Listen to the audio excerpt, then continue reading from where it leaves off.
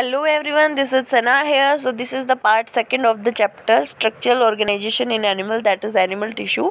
In this video we are going to discuss about the animal tissue and the types of animal tissue and also the functions of animal tissue. Okay, so introducing animal tissues, multicellularity, introduce the division of labor. What do you mean by that? कि multi cellularity मतलब जितने ज़्यादा cells present होंगे किसी भी organism के अंदर उतनी ज़्यादा उनका डिवीज़न होगा काम के लिए। मतलब ये है कि जैसे कि मान लीजिए कोई कंपनी है, उसके अंदर 100 वर्कर्स काम कर रहे हैं, तो उन 100 वर्कर्स को हम दे दें कि 10 वर्कर ये काम करेंगे, 10 वर्कर सफाई वाला काम करेंगे और 10 है वो कुछ बाहर का काम करेंगे। ऐसे ही करके जो हमारी सेल्स हैं वो भी अपने अपने काम के लिए डिविजिबल है, उनको डिवाइड कर रखा है, उनका जो काम है अलग अलग है कि वो बॉडी के अंदर क्या क्या काम करेंगे। फॉर एग्जाम्पल अगर ह्यूमन बॉडी की बात करें तो कोई भी ह्यूमन जो है वो तब बनता है जब मेल और फीमेल जो गैमेट्स हैं उनकी फर्टिलाइजेशन होती है। ठीक है, फर्टिलाइजेशन हो गई, ठीक है, एम्ब्रियो बन गया जैसे कि यहाँ पे बन गया, ठीक है। और उसके बाद एम्ब्रियो बनने के बाद जब तक बेबी बनता है तब तक बार बार डिवीज़न होते हैं, बार बार जो सेल है वो डिवाइड होती है, माइटोसिस की प्रोसेस होती है बार, और अबाउट टू 41 राउंड्स होते हैं। जैसे माइटोसिस का एक राउंड हो गया, सेल डिवाइड हो गई, फिर दूसरा राउंड हो गया, सेल डिवाइड हो गई, ऐसे ही करके 41 राउंड होते हैं माइटोसिस प्रोसेस के, सेल डिवीज़न के। उसके बाद जाकर जो बेबी है वो फॉर्म्ड होता है, डेवलप होता है। ठीक है, तो इसके अंदर देखिए कि जो सेल्स हैं वो डिवाइड हो रही हैं बार बार, तो उनमें पता है क्या होता है। देखिए इधर ऊपर ये छोटे छोटे मैंने वो लगा रखे हैं, मतलब बहुत सारी सेल्स हैं, तो उनमें से कुछ सेल्स जो हैं वो ब्लड वेसल्स बनाएंगी, कुछ सेल्स जो है वो नर्व सेल्स बनाएंगी, कुछ और जो सेल्स का ग्रुप है वो मसल्स बनाएंगे।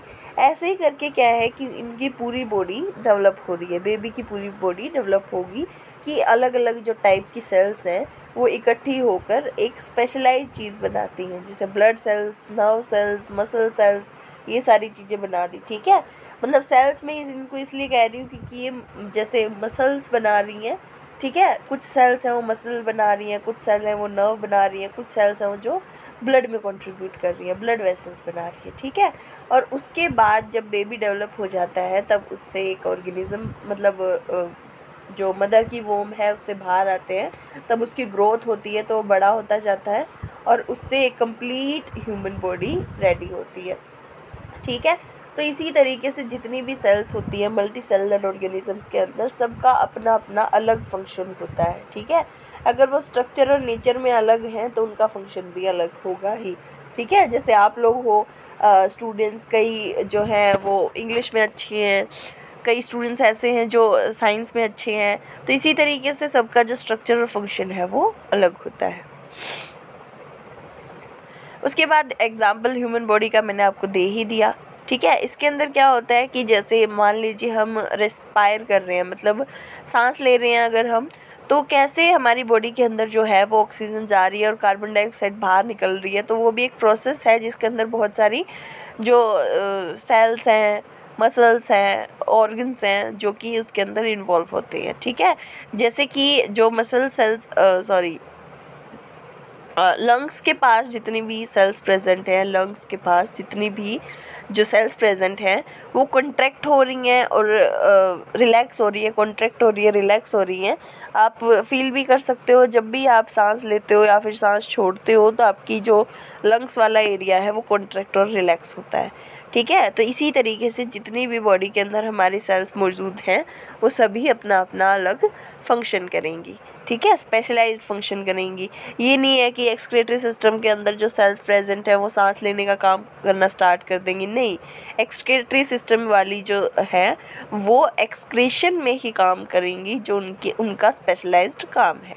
ठीक है, after that level of organisation मैं आपको पहले भी बता चुकी हूँ, सेल्स से टिश्यू बन रहे हैं, टिश्यू से ऑर्गन बन रहे हैं, ऑर्गन से ऑर्गन सिस्टम बन रहे हैं और ऑर्गन सिस्टम से एक ऑर्गेनिज्म तैयार हो रहा है। ठीक है, ये दोबारा मैं इसलिए बता रही हूँ आपको कि इसके ऊपर काफ़ी चीज़ें डिपेंड करती हैं।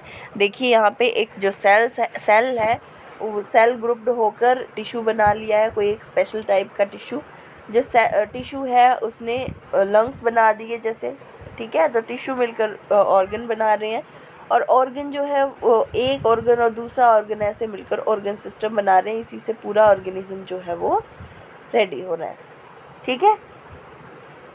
उसके बाद देखिए types of animal tissue, this is important. जो टाइप्स ऑफ एनिमल टिश्यू है ये थोड़ा बहुत आपने 10th क्लास में भी पढ़ा होगा इनके बारे में, और इस आपकी क्लास में थोड़ा सा डीपली पढ़ेंगे हम इसके बारे में, ठीक है।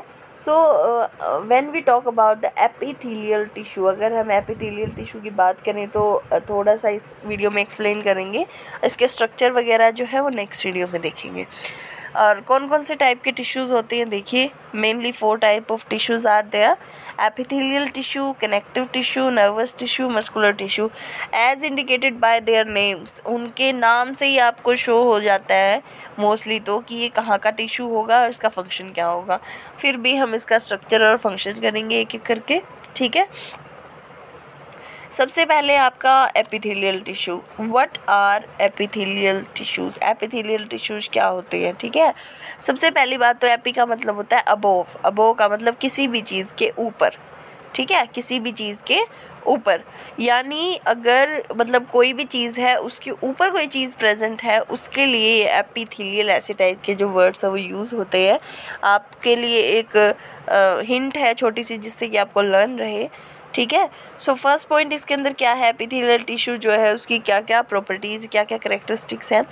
प्रोटेक्टिव टिश्यू, ये एज अ प्रोटेक्टिव टिश्यू काम करता है क्योंकि जिस भी ऑर्गन के ऊपर या जहाँ पे भी ये प्रेजेंट है वो इसको उसको प्रोटेक्ट करता है बाहर की चीज़ों से, जो टॉक्सिक मटेरियल है या फिर अलग जो उसके लिए हार्मफुल है उन चीज़ों से प्रोटेक्ट करता है। Covering of external surfaces, organs and cavities in the body, body के अंदर कैविटीज़ है, ऑर्गन्स है और एक्सटर्नल सरफेस जितना भी है सबको ये कवर अप करता है, ठीक है। तो आप समझ गए होंगे एपिथेलियल टिश्यू मतलब मैं किसकी बात कर रही हूँ, जो सब चीज़ों के ऊपर प्रेजेंट होता है, कवर कर रखा होता है जिसने हर चीज़ को, वो एपिथेलियल टिश्यू होता है, ठीक है। Act as boundaries keeping different body system separate, और ये एक बाउंड्री की तरह भी काम करता है कि बॉडी का जो अलग अलग सिस्टम है उसको अलग अलग रखने के लिए, ताकि एक सिस्टम जो है वो दूसरे के अंदर इन्वॉल्व ना हो जाए, घुल ना जाए या फिर उसको उसके काम को इंटरफेयर ना करने लग जाए। दैट्स वाई ये एज अ बाउंड्री भी काम करता है हमारी बॉडी के अंदर। उसके बाद है closely packed cells forming a continuous sheet, और इसके अंदर यानी आपको पता है जो सेल्स हैं उससे टिश्यू बन रखा है ना, तो टिश्यू के अंदर जो सेल्स हैं जितनी भी हैं वो बहुत ज़्यादा पास पास प्रेजेंट है, उनके बीच में जो इंटरसेलुलर स्पेस होता है वो प्रेजेंट नहीं है। मतलब ये कि सेल्स के बीच में कोई स्पेस प्रेजेंट नहीं है, बहुत क्लोजली पैक्ड है वो, जिससे कि एक कंटिन्यूअस शीट बन रखी है उसकी, ठीक है, एक कंटिन्यूअस शीट बन रखी है और क्लोजली पैक्ड सेल्स प्रेजेंट है उसके अंदर। एक और थोड़ा सा इम्पॉर्टेंट पॉइंट है, थोड़ा ध्यान से सुनिएगा। Last point is that no blood vessels within these tissues, इन टिश्यूज के अंदर ब्लड वेसल्स प्रेजेंट नहीं होती हैं। अच्छा मुझे ये बताइए जो ब्लड वेसल्स हैं उनका काम क्या होता है पूरी बॉडी के अंदर, आप कमेंट बॉक्स में ज़रूर बताइएगा।